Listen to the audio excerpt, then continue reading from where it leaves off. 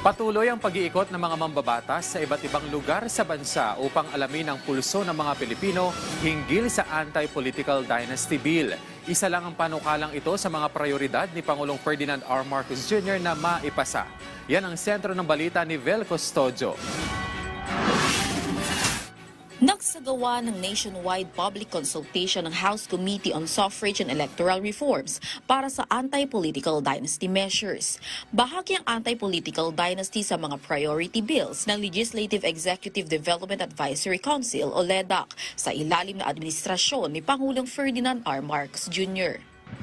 May 24 na bersyon ng anti-political dynasty bill. Masinsinang pinagdidiskusyonan ng komite dito ay ang sasaklawing degree of consanguinity and affinity. Kaya naman tumungo ang House Committee on Suffrage and Electoral Reforms sa Luzon, Visayas at Mindanao para kunin ang pananaw at sentimento ng mga Pilipino patungkol dito. Ginanap sa Cavite ang first leg ng public consultation noong nakaraang linggo. Naging hati ang pananaw ng mga tao patungkol sa panukalang batas. Pagdating sa public consultation sa Cebu at Cagayan de Oro nitong Huwebes at Biyernes, ipinakita ng mga lumahok ang kanilang suporta sa pagpapasa ng anti-political dynasty bill. At malinaw po, hindi naging priority ng mga dinastiya na iyan ang edukasyon. Sa halip na mapunta ang budget sa paaralan, guro at estudyante, ang pondo ay nare-redirect sa mga pork barrel projects.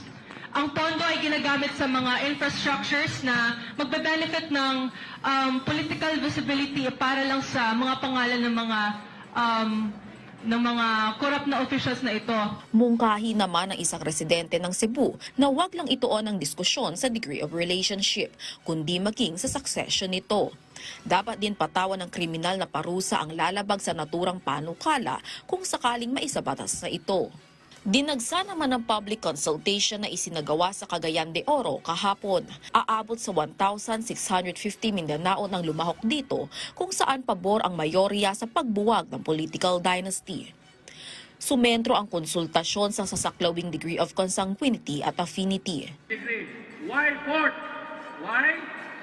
To be consistent and in harmony with anti-nepotism law, kung mayor ka, dili pwede nimo i-appoint treasurer, budget secretary, or what within the full civil degree. Why? What's the evil we want to avoid? To prevent concentration of power of resources in one family.